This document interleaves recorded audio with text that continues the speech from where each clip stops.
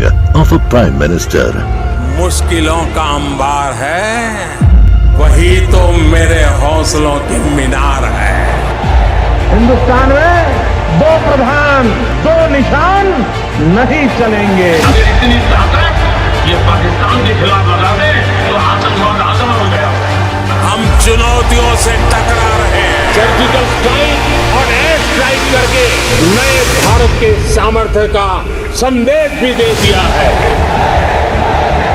तुम उठो, तिरंगा लहरा दो। जननायक नरेंद्र मोदी के 20 वर्ष पुराने भाषणों पर आधारित एक बेहद लोकप्रिय कार्यक्रम क्या कहते हैं नरेंद्र मोदी।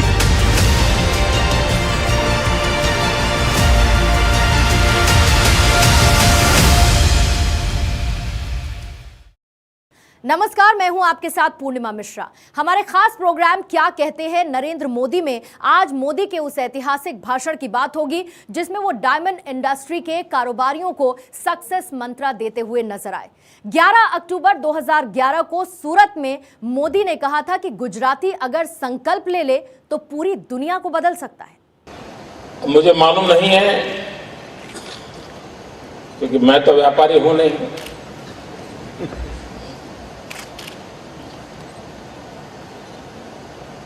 लेकिन कभी कभी मुझे लगता है कि हम जिस दायरे में आज काम कर रहे हैं दुनिया की नजरों में बहुत बड़ा है, औरों की नजरों में बहुत बड़ा है, उसमें कोई कमी नहीं है। लेकिन पता नहीं, मेरा मन करता है इससे भी ज्यादा क्यों ना हो, और ज्यादा क्यों ना हो।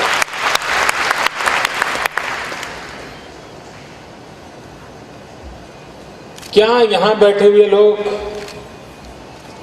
डायमंड की खदानों के मालिक नहीं बन सकते?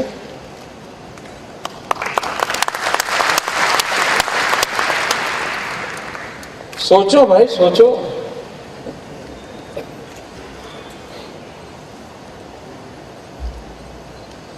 हर बार रॉ डायमंड के लिए इधर तड़पना उधर तड़पना, भारत सरकार की पॉलिसी बदल जाए फिर संकट, जिस देश से माल ला रहे हैं उनकी पॉलिसी बदल जाए तो और संकट।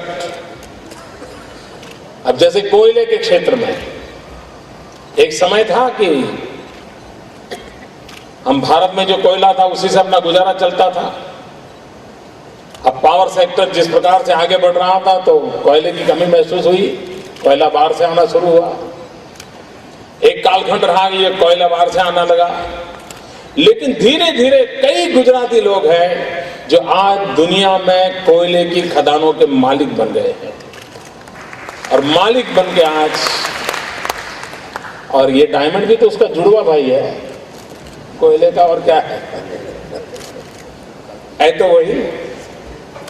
तो अगली बार मैं चाहूंगा आपके समारोह में आऊं और कुछ ऐसे लोगों को अवार्ड दूं जो आप इस प्रकार की खदानों के मालिक हो।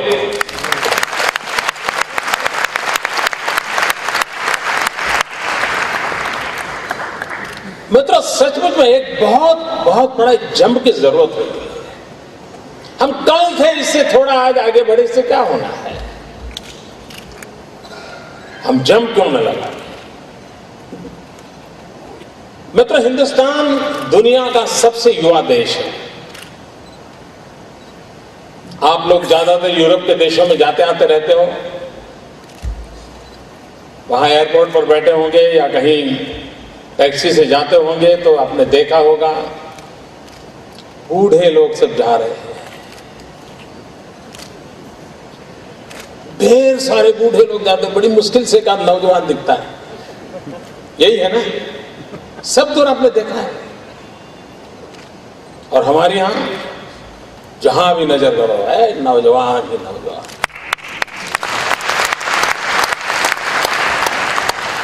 अब ये सृष्टि का चक्र है। किसी समय वो युवा थे, हम वृद्ध थे, आज वक्त है हम युवा हैं।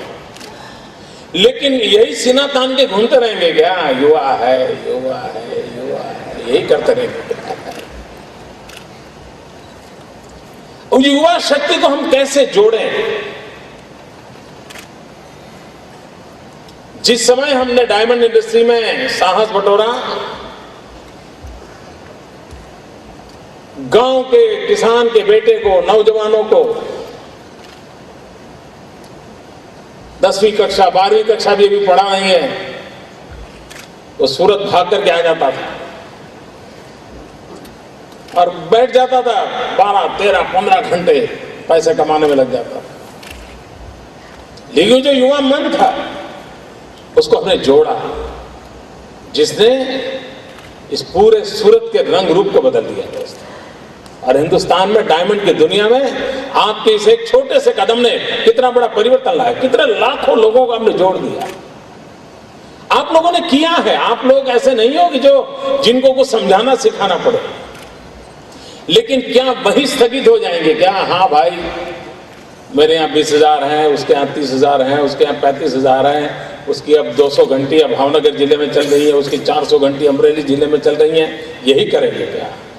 ये करना ही है। लेकिन मित्रों, हमने एक स्टेप आगे जाना है, तो पूरी ताकत के साथ मिलजुल करके जेम्स एंड ज्वेलरी के क्षेत्र में था हमें कदम उठाना चाहिए।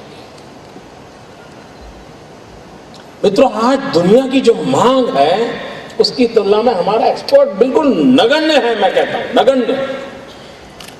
पूरा विश्व में मार्केट पड़ा हुआ है।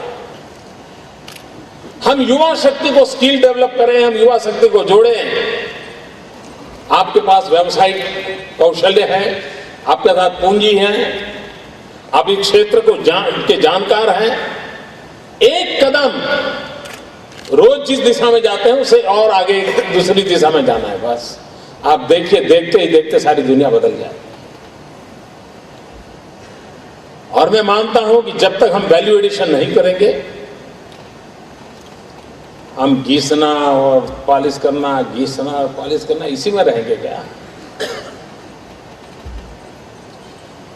और इसलिए हमारा टारगेट होना चाहिए जेम्स एंड ज्वेलरी में हम अपनी ब्रांड इमेज कैसे बनाएं, हम दुनिया के मार्केट को कैसे कैप्चर करें। इन दिनों ट्रेडिशनल ज्वेलरी उसने मार्केट में बहुत बड़ी जगह बनाई है। और अगर ट्रेडिशनल कहें तो मित्रों, मैं दावे से कहता हूं, इस देश के पास ट्रेडिशनल दुनिया को देने के लिए दुनिया से सबसे ज्यादा अमानत हमारे पास है, सबसे ज्यादा विरासत हमारे पास है। हम क्यों ना करें? अगर हम उस दिशा में जाएं तो हम बहुत बड़ा मार्केट कैप्चर कर सकते हैं। मित्रों, विश्व का जो अर्थतंत्र है, उस अर्थतंत्र में हम डोमेस्टिक मार्केट को टारगेट करते रहेंगे तो घर का खेल बना रहेगा। जब तक हम ग्लोबल मार्केट के अंदर कदम नहीं रखते हैं, तब तक हम देश की भलाई में काम नहीं आते। यही माल बिकते रहे, यही छोटी ज्वेलरी बिक जाए, आ जाए, इससे काम होना नहीं है। हमने ग्लोबल मार्केट कैप्चर करना पड़ेगा। और भारत सरकार ने भी अपनी नीतियों का पुनर्विचार करना पड़ेगा, क्योंकि कई बातें ऐसी हैं जिसमें कुछ सुधार की आवश्यकता है। अब जैसे फ्री ट्रेड एग्रीमेंट करती है भारत सरकार। अब कभी कभी क्या होता है कि अब मान लीजिए आपने थाईलैंड के साथ फ्री ट्रेड एग्रीमेंट किया। अब थाईलैंड के साथ फ्री ट्रेड एग्रीमेंट करोगे तो हिंदुस्तान की ज्वेलरी थाईलैंड जाएगी, थाईलैंड की ज्वेलरी हिंदुस्तान में आके टपकेगी। हिंदुस्तान टिक ही नहीं सकता इनके सामने। तो फ्री ट्रेड अगर करना है तो उन देशों से करना चाहिए कि जिनको ज्वेलरी मार्केट अवेलेबल है और जहां की ज्वेलरी हिंदुस्तान में आने की संभावना नहीं है। अब ये छोटी छोटी चीजें, अगर इन छोटी छोटी चीजों को अगर ध्यान दिया जाए और उसमें परिवर्तन लाया जाए, क्योंकि कोई व्यापारी अपने आप इन चीजों को नहीं कर सकता, उसको नीतियों का, सरकार के विजन का सपोर्ट जरूरी होता है। और उसके लिए भारत सरकार बहुत कुछ कर सकती है। आज भी भारत सरकार ये तो चाहती है कि एक्सपोर्ट कितना बढ़ा, क्योंकि हिंदुस्तान की आर्थिक जो पैरामीटर रहता है उसमें एक्सपोर्ट एक बहुत महत्वपूर्ण पैरामीटर होता है। लेकिन अब सॉफ्टवेयर की दुनिया में इतना एक्सपोर्ट हो जाता है कि उनकी इस तरफ उनका ध्यान नहीं जाता है। ये भी उतने ही लोगों को रोजी रोटी देता है जितना सॉफ्टवेयर इंडस्ट्री देती है। और युवा शक्ति वर्ष के अंदर हमारा एक अगर प्राथमिक काम पर हम बल देने वाले हैं तो वो है स्किल डेवलपमेंट। हम जीवन के हर क्षेत्र में स्किल डेवलपमेंट करना चाहते हैं, स्किल अपग्रेडेशन करना चाहते हैं। हम क्वालिटी ऑफ लाइफ में चेंज लाने के लिए कोशिश करना चाहिए। हम प्रोडक्शन की क्वालिटी में चेंज लाना चाहते हैं। हम चीजों को अधिक सरलता से स्मूथली कैसे आगे बढ़ाया जाए उसके लिए स्किल डेवलपमेंट करना चाहते हैं। बहुत बड़ी मात्रा में करने वाले हैं। मैं चाहता हूं कि आपका एक एसोसिएशन आपके व्यवसाय के लिए कौन कौन सी स्किल की आवश्यकता है, उसमें कौन से स्किल अपग्रेडेशन की जरूरत है, जेम्स एंड ज्वेलरी के क्षेत्र में और अधिक स्किल डेवलपमेंट के क्या किया जा सकता है, आप उसकी योजना बनाइए। सरकार के साथ बैठिए। सरकार जिस काम को लेकर के आने वाली है उसके साथ बैठ करके कहां कहां उसका उपयोग हो सकता है उसको हम जोड़ें। इतना ही नहीं, कुछ स्किल डेवलपमेंट के काम ऐसे भी हो सकते हैं कि जो रत्न कलाकार परिवार है।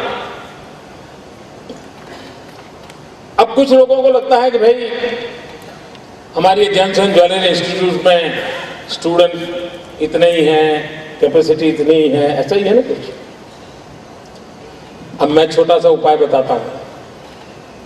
अगर आपका विजन आने वाले 2 साल में जेम्स एंड ज्वेलरी में जाने का है तो क्यों ना आप अपनी कंपनी में ही काम करने वाले, जिस पर आपका भरोसा है, जिसके कौशल्य पर आपका भरोसा है, आपका जाना पहचाना है, उसको कहो कि भाई ये तुम करो, उससे कमाई करोगे, लेकिन रोज 2 घंटे तुम्हें उस इंस्टीट्यूट में पढ़ने के लिए जाने के लिए मैं मेरी तरफ से इजाजत देता हूं। अब कितने नौजवान आपको मिल जाएंगे। और जो आज डायमंड कटिंग पॉलिशिंग में है उसको अगर 2 घंटे आपकी तरफ से मिलते हैं, आपको कोई रुपया इन्वेस्ट करने की जरूरत नहीं है। उसको जो काम करता था, जितना कमाता था, उसकी कमाई कंटिन्यू कीजिए, 2 घंटे उसको एक्स्ट्रा दे दीजिए। और इंस्टीट्यूट को भी उस प्रकार से चलाए कि ऐसे 2-2 घंटे वाले जो लड़के आते हैं उनका सिलेबस उस प्रकार से बनाइए। देखिए वो बहुत तेजी से चीजों को पकड़ेगा। और अगर आप ही कंपनी के आज डायमंड कटिंग पॉलिशिंग करने वाले रत्न कलाकार, उसमें से अगर 50 नौजवान ज्वेलरी के लिए फिट हो गए तो आप बहुत आसानी से उस तरफ शिफ्ट कर जाएंगे। ह्यूमन रिसोर्स रेडीली अवेलेबल होगा, आपका अपना विश्वस्त ह्यूमन रिसोर्सेज होगा। आप कल्पना कर सकते हैं कितनी तेजी से चला जा सकता है। इस चीज के लिए मुझे कोई कंसल्टेशन फी नहीं चाहिए। इस आइडिया का आप उपयोग कीजिए, इसका आप फायदा उठाइए। थोड़ा सा भी परिवर्तन करने से हम बहुत सी चीजों का बदलाव ला सकते हैं। अब मेरे मन में बहुत समय से एक विचार चल रहा है। अब मोरबी घड़ी बनाने की दिशा में वॉल क्लॉक में आज दुनिया में हम नंबर 1 पर हैं। Maximum number of wall clock बनाने वाले हम मोरबी में हैं। मतलब घड़ी नाम की दुनिया की सारी चीजों से हम परिचित हैं। मोरबी वाले वहां घड़ी बना रहे हैं और मोरबी वाले सूरत में आकर के डायमंड घिस रहे हैं। क्या डायमंड वाली रिस्ट वॉच बनाने की दिशा में हम कदम क्यों नहीं रख सकते? क्या सिर्फ स्विस वालों ने ठेका लिया है क्या? इन सब में दम है जी, ये सब कर सकते हैं। आप देखना दुनिया के लोगों को विश्वास हम दिला सके, हिंदुस्तान भी कम नहीं है। हमारे यहाँ भी खेत के अंदर पैदा हुए नौजवान इतना बड़ा मिरेकल कर सकते हैं, हम दुनिया को दिखाएं। ये सामर्थ्य है इन लोगों में। The making of a prime minister. मुश्किलों का अंबार है, वही तो मेरे हौसलों की मीनार है। हिंदुस्तान में 2 प्रधान 2 निशान नहीं चलेंगे। अगर इतनी ताकत ये पाकिस्तान के खिलाफ लगा दे तो आतंकवाद आसान हो गया। हम चुनौतियों से टकरा रहे हैं। सर्जिकल स्ट्राइक और एयर स्ट्राइक करके नए भारत के सामर्थ्य का संदेश भी दे दिया है। तुम उठो, तिरंगा लहरा दो। जननायक नरेंद्र मोदी के 20 वर्ष पुराने भाषणों पर आधारित एक बेहद लोकप्रिय कार्यक्रम क्या कहते हैं नरेंद्र मोदी।